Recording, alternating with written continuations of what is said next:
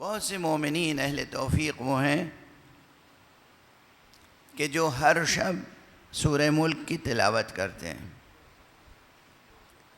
اور جو عرفاء ہیں ارباب سیر و سلوک وہ خود بھی عمل کرتے ہیں اور بطور دستور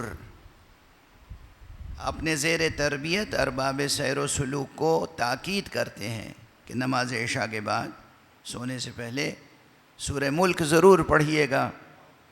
اس میں بہت اسرار ہیں، بہت برکات ہیں۔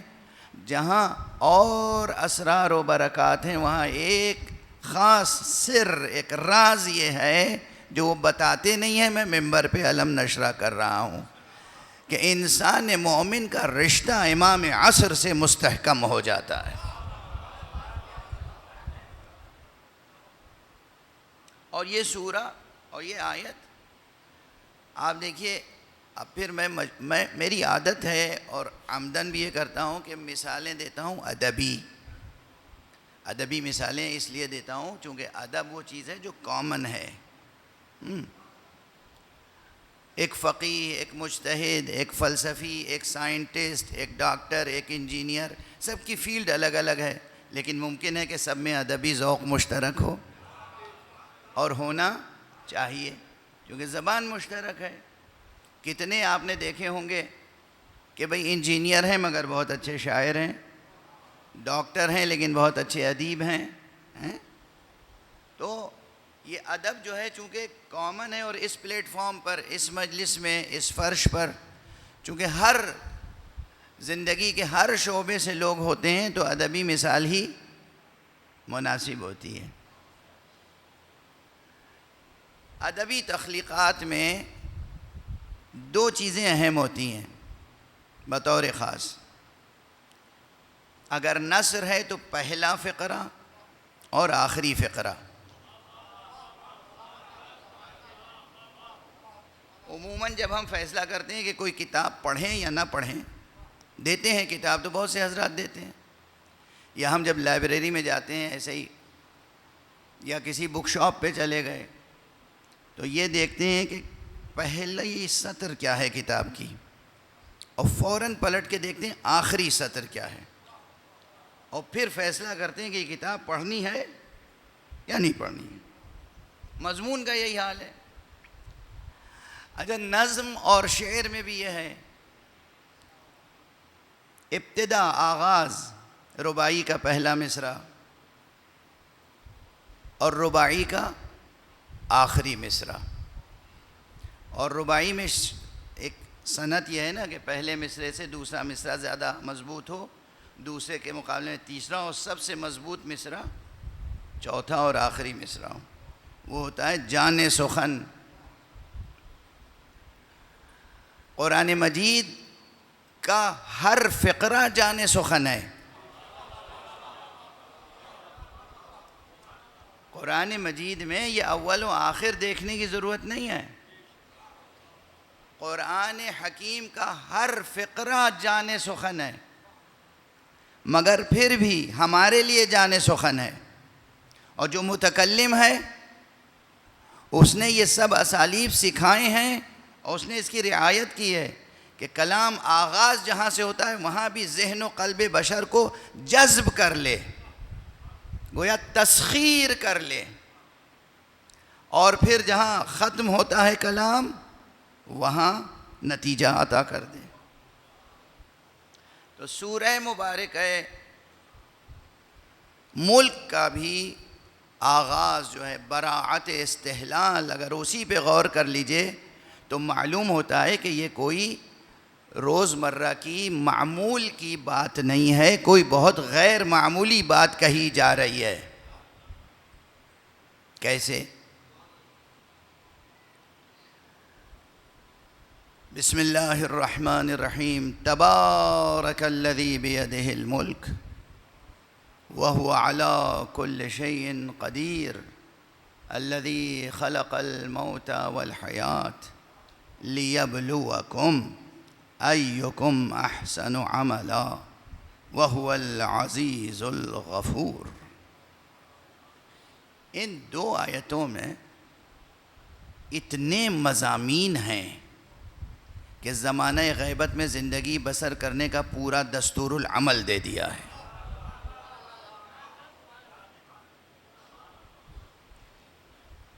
یعنی فلسفیانہ نقطہ نظر سے بھی، عملی اور شرعی نقطہ نظر سے بھی، اور عرفی لحاظ سے بھی۔ لیکن پہلے یہ غور فرما لیں کہ آیت جو پہلی آیت ہے کتنی پرشکو ہے اور کتنی صاحبان فکر کو متوجہ کرنے والی آیت ہے، اس پر ذرا سا غور فرما لیں۔ افسوس ہے کہ وقت اس وقت زیادہ نہیں ہے اور مجھے اذان ظہر سے قبل اپنی گفتگو تمام کرنی ہے، تو بس اشارات ہی ممکن ہے، مثالوں سے پرہیز کروں گا، گریز کروں گا۔ سب سے پہلے ایک نقطے کی طرف تو بہرحال توجہ مبذول فرمائیے کہ یہ سورہ شروع ہوا لفظ تبارک سے۔ بے سوال یہ پیدا ہوتا ہے نا کہ یہاں لفظ سبحانہ سے بھی شروع ہو سکتا تھا یا نہیں؟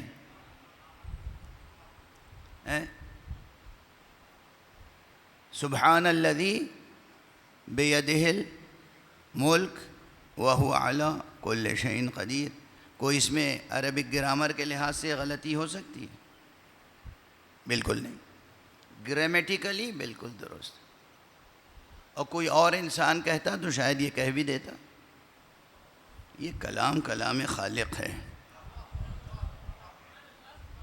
سورہ بنی اسرائیل شروع ہوا تو وہ سبحانہ سے شروع ہوا، سبحانہ کے بعد الذی ہی ہے وہاں بھی نا، سبحان الذی اسری بعبدہ لیلا من المسجد الحرام الى المسجد الاقصی الذی بارکنا حولہ لنریہ من آیاتنا۔ بھئی یہ مقام سبحانہ سے شروع ہوا اور یہ مقام تبارکہ سے شروع ہوا۔ کیوں؟ فرق کیا ہے؟ اشارہ کس بات کی طرف ہے؟ دلالت کیا ہے؟ یہ ایک سوال وہ ہے جس پہ کم سے کم 3-4 مجلسیں پڑھی جا سکتی ہیں، لیکن اب وہ سارے مطالب تو نہیں عرض کر سکتا ابھی اس مختصر وقت میں۔ ایک بات یاد رکھیے، سبحانہ کے معنی ہے تنزیہ، یعنی منزہ ہے پروردگار، بلند ہے، بالا ہے، اس کے دامن قدس تک کوئی عیب، کوئی نقص پہنچ نہیں سکتا۔ سبحانہ کے یہ معنی ہے۔ سبحانہ کے معنی یہ ہے کہ اس کی ذات گرامی اور اس کے صفات تک کوئی بھی شرک کا شائبہ اور کوئی بھی مخلوق کی جانب سے محدودیت نہیں پہنچ سکتی۔ مطلق ہے اور بلند، بلند ہے، منزہ ہے، مقدس ہے، بے عیب ہے، کامل ہے۔ یہ منزہ، یہ اس مضمون کی یہاں کیا ضرورت تھی؟ آگے معراج پیغمبر کا تذکرہ ہے۔ معراج پیغمبر بہرحال سفر ہے۔ پیغمبر ایک جسم رکھتے تھے، وہ جسم کیسا تھا یہ بحث نہیں کر رہا ہوں کہ مادی تھا یا نوری، مگر جسم تھا، نوری تھا مگر جسم تھا۔ جسم زمان و مکان میں ہوتا ہے، جسم محدود ہوتا ہے۔ جسم جب سفر کرے گا تو وہ ایک خاص سمت میں ہوگا، ایک خاص ڈائریکشن میں ہوگا۔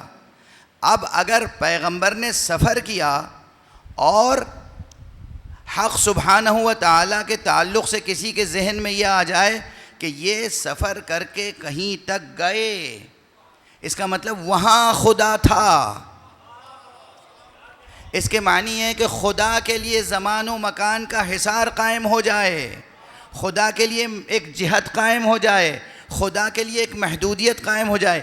ان تمام چیزوں سے خدا کو بلند و برتر کہنا تھا تو کہا سبحان الذی، منزہ ہے وہ، پاک ہے وہ، بلند ہے وہ۔ واضح ہے؟ یہاں تبارکہ سے اس لیے شروع ہوا، تبارکہ کے معنی ہے وہ جو برکتیں عطا کرنے والا ہے، وہ جس کی عطا میں کوئی کمی نہیں ہے، وہ جس کی عطا نامتناہی ہے۔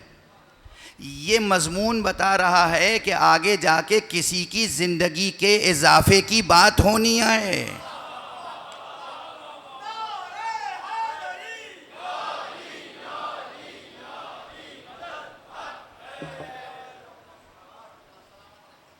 آپ کسی کو دعا دیتے ہیں، کہتے ہیں اللہ برکتیں دے، اللہ تمہاری زندگی میں برکت دے، تمہاری دولت میں برکت دے، تمہاری عزت میں برکت، یعنی ہر چیز میں اضافہ ہو. زندگی میں برکت یعنی زندگی طولانی ہو. اللہ نے پہلے کہہ دیا تبارک الذی، وہی ہے جو برکت دیتا ہے. اب اگر ہم کسی کو لمبی زندگی دیں تو حیرت نہ کرنا.